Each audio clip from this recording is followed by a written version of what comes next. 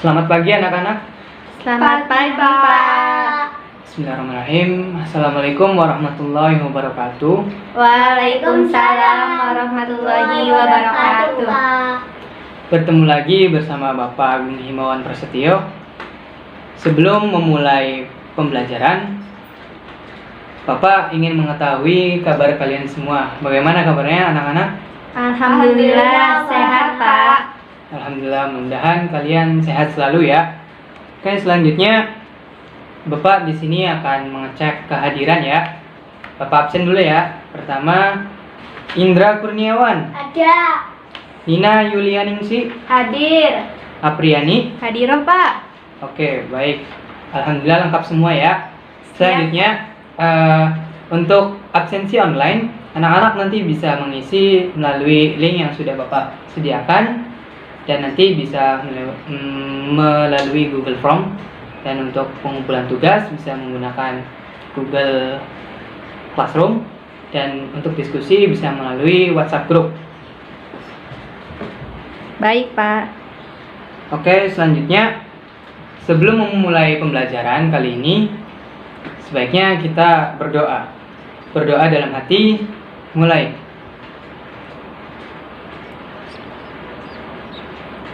Selesai. Amin. Oke, untuk pertemuan kali ini kita akan mempelajari mengenai fungi. Ada yang tahu fungi itu apa? Tahu. Jamur, Pak. Jamur. Oh iya, pintar sekali anak-anak. Ya, jadi fungi itu adalah jamur ya. Nah, untuk pembelajaran kali ini kita akan mempelajari mengenai fungi atau jamur. Nah, sebelum mempelajari bagaimana itu fungi, Bapak di sini akan menjelaskan mengenai kompetensi dasar dan indikator pencapaiannya ya. Nah, di kompetensi dasar ini ada 3.7 mengelompokkan jamur berdasarkan ciri-ciri, cara reproduksi, dan mengaitkannya peranannya dalam kehidupan. Ada 4.7 menyajikan laporan hasil investigasi tentang keanekaragaman jamur dan peranannya dalam kehidupan. Oke, selanjutnya untuk indikator pencapaian bisa dilihat ya anak-anak. Baik, Pak. Indikator pencapaian ada 3.7.1 yaitu mengidentifikasi ciri-ciri jamur. Ada 3.7.2 mengidentifikasi cara reproduksi jamur. Ada 3.7.3 mengelompokkan jamur berdasarkan ciri dan cara reproduksinya. Ada 4.7.1 menyajikan data hasil investigasi keanekaragaman jamur dan perannya dalam kehidupan.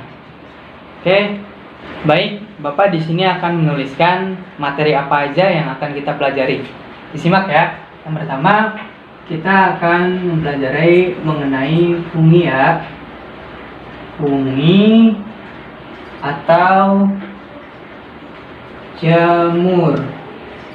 Nah, di sini yang pertama kita akan mempelajari mengenai ciri-ciri dari fungi ya. Iya, Pak. Baik, Pak. Nah, ciri-ciri fungi itu bisa dilihat dari morfologinya dan strukturnya. Yang kedua, kita bisa lihat ciri-cirinya dari cara memperoleh nutrisinya.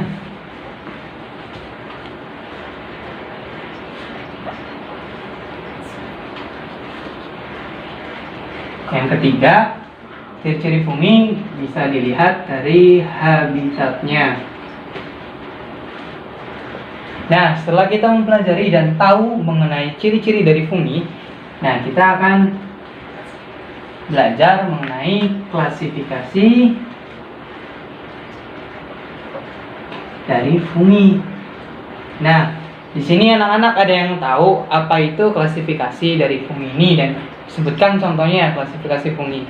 Ada yang tahu anak-anak? Acungkan tangan. Saya, Pak. Oh iya, Apriani silakan. Klasifikasi fungi terbagi menjadi 4. Saya cuma tahu 2, Pak. Iya, silakan sebutkan. Ascomycota sama Zygomicota. Satu laginya basi-basi gitu, Pak. Oh iya, benar-benar. Terima kasih ya. Nah, sebenarnya klasifikasi fungi ini ada 4 divisi. Hanya saja untuk pertemuan kali ini kita akan membahas hanya 2 saja. Yang pertama ada Ascomycota, dan yang kedua ada Zygomycota. Nah, untuk pertemuan kali ini kita hanya membahas 2 aja ya. Nah, dari Zygomycota dan Ascomycota ini kita akan mengetahui cirinya. Yang kedua, kita akan mengetahui cara reproduksinya. Oh gitu ya Pak. Iya. Selanjutnya yang ketiga ya. Yang ketiga yaitu peranannya.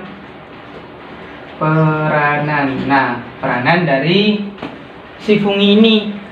Ya. Di sini ada yang tahu peranan atau contoh dari fungi ini? Siapa? Anak-anak ada yang tahu? Ayo Indra, Nina, Apriani, dijawab Saya, ya. Pak. Siapa? Oke, Nina. Contohnya apa? Jamur apa? Jamurnya Penicillium notatum. Ya, ada Penicillium notatum.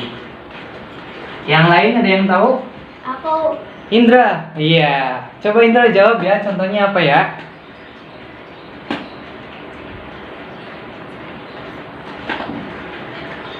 Ayo Indra, apa?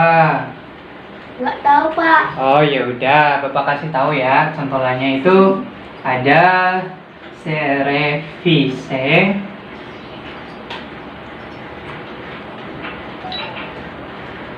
Saccharomyces cerevisiae ya, maaf ya. Iya Pak. Iya Pak. Oke. Itu buat apa Pak peranannya? Nah, kalau Penicillium notatum ini bisa dibuat untuk antibiotik penicillin, dan Saccharomyces cerevisiae itu biasanya untuk pembuatan tempe, peyem atau tape. Ya, maaf ya. Nah, ada lagi yaitu Aspergillus Wenti. Nah, ini untuk pembuatan kecap. Bisa dipahami anak-anak? Bisa Pak. Oke, kita mulai dari yang pertama ya, dari ciri-ciri fungi. Bapak jelasin dulu ya anak-anak. Iya, Pak. Mohon disimak ya. Oke Pak. Oke. Kita bahas dulu ya ciri-ciri fungi berdasarkan morfologi dan strukturnya. Nah, kita bisa lihat dari morfologi dan strukturnya. Yang pertama, memiliki dinding sel yang mengandung kitin.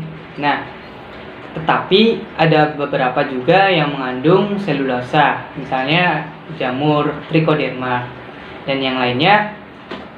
Selanjutnya ada ciri yang selanjutnya ada tidak memiliki klorofil. Jadi jamur ini tidak memiliki klorofil dan bersifat heterotrof serta memiliki ciri yaitu eukariotik. Nah, selanjutnya ada uniseluler atau multiseluler. Nah, tubuhnya ini tersusun dari benang-benang halus yang biasa disebut dengan hifa. Nah, untuk hifa ini akan membentuk jaringan. Nah, jaringannya yang bisa disebut dengan miselium. Nah, miselium akan bergabung serta menyusun menjadi jalinan utuh atau menjadi tubuh buah.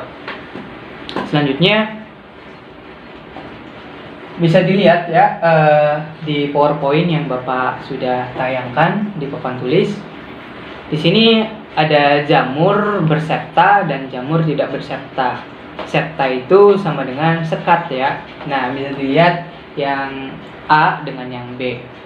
Nah, hifa yang tidak memiliki septa atau sekat dan hifa yang memiliki septa atau sekat. Terdapat perbedaannya ya. Bisa dilihat gambarnya anak-anak? Bisa Pak.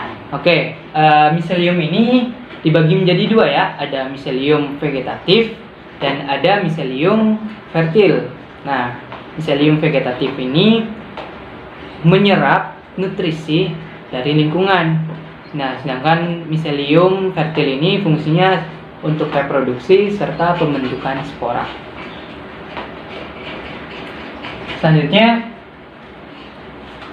kita ke ciri-ciri fungi berdasarkan cara memperoleh nutrisi. Nah, di sini yang pertama ada saprofit. Bisa dilihat di PowerPoint anak-anak? Bisa, Pak. Oke, ada saprofit, yaitu jamur yang bersifat saprofit memperoleh nutrisi dengan cara menguraikan organisme yang telah mati atau bahan organik lainnya. Jamur ini mempunyai peranan sangat penting dalam ekosistem, yaitu sebagai pengurai sisa-sisa organisme atau biasa disebut dengan decomposer. Selanjutnya yaitu parasit. Nah, jamur parasit menyerap nutrisi dari organisme lain yang ditumpangi atau disebut dengan inangnya. Jamur parasit ini dapat menyebabkan penyakit bagi inang yang ditumpanginya. Selanjutnya, jamur parasit ini dibagi menjadi dua. Ada parasit obligat dan parasit fakultatif. Nah, jamur parasit obligat ini yaitu jamur yang hanya bisa hidup pada inangnya, sedangkan di luar inangnya tidak dapat hidup ya. Bisa dipahami anak-anak? Bisa, Pak. Bisa, Pak. Oke, untuk parasit fakultatif yaitu jamur parasit jika mendapat inang yang sesuai. Jadi hanya pada inang yang sesuai, tetapi bersifat saprofit jika tidak mendapat inang yang sesuai. Bisa dipahami ya anak-anak? Bisa, Pak. Selanjutnya yaitu ada mutual.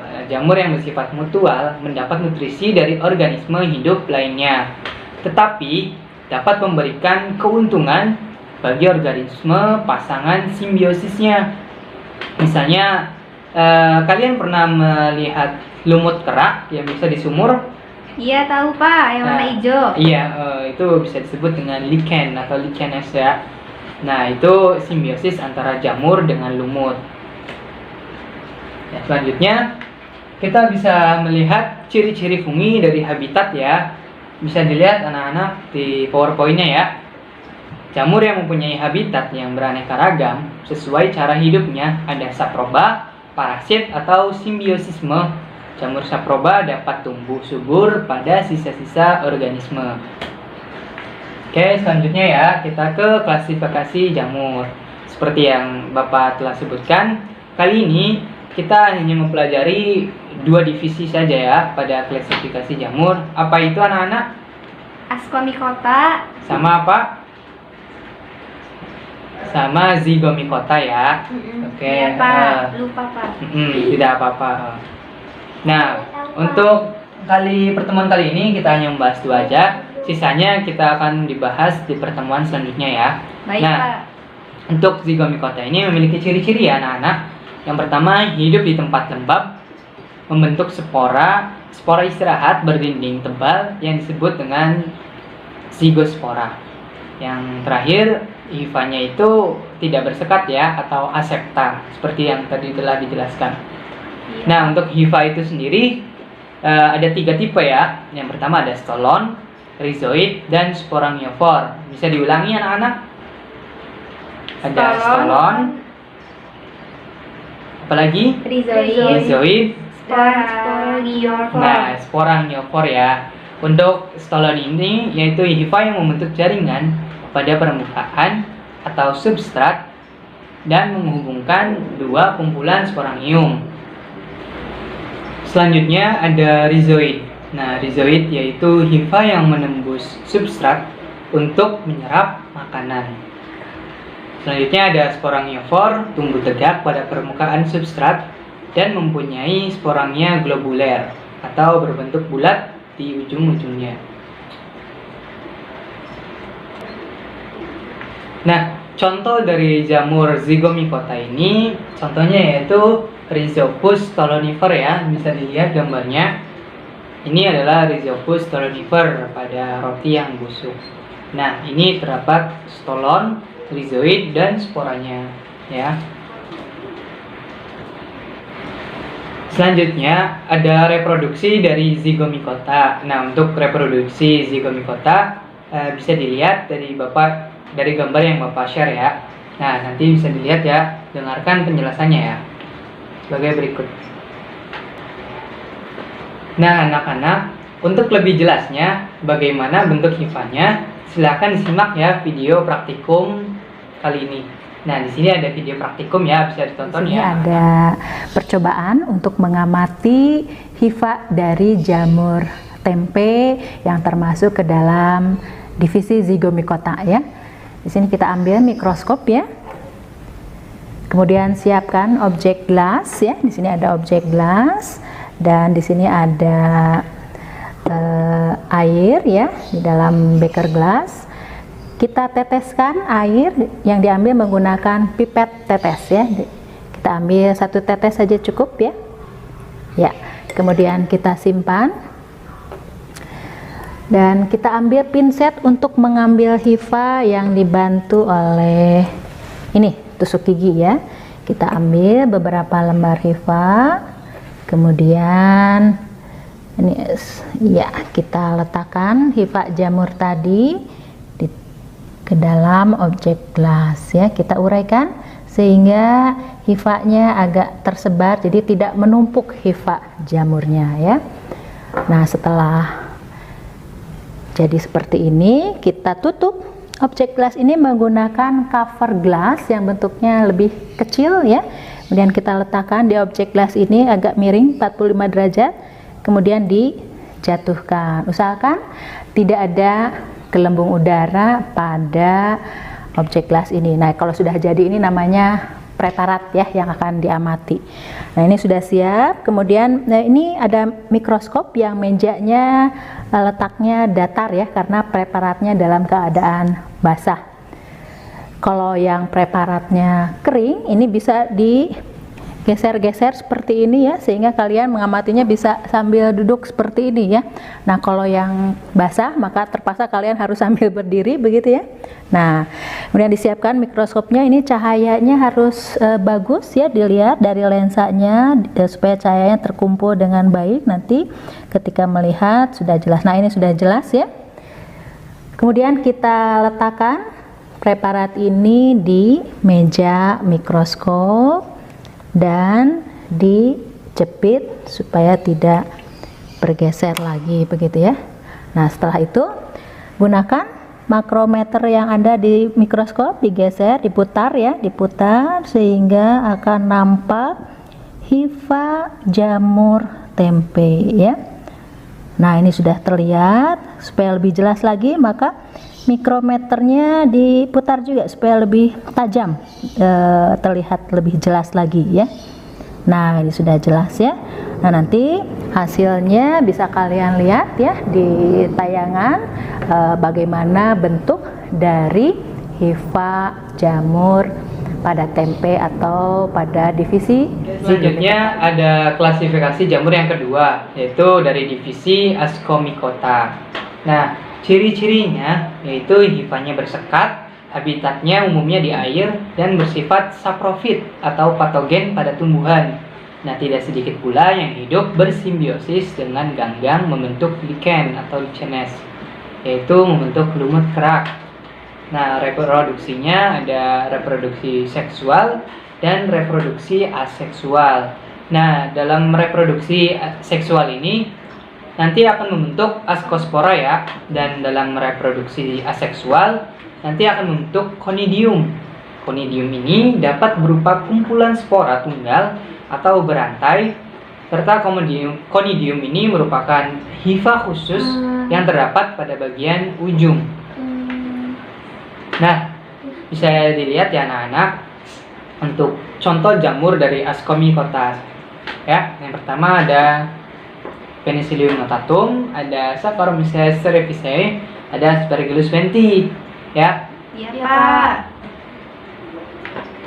Oke, untuk materi kali ini Bapak cukupkan ya. Nah, sekarang Bapak minta dari perwakilan kelas untuk menyimpulkan nanti ya, disimpulkan. Ada yang berani menyimpulkan materi pada pertemuan kali ini?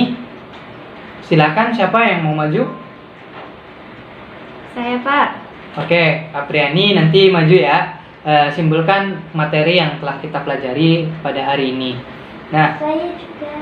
selanjutnya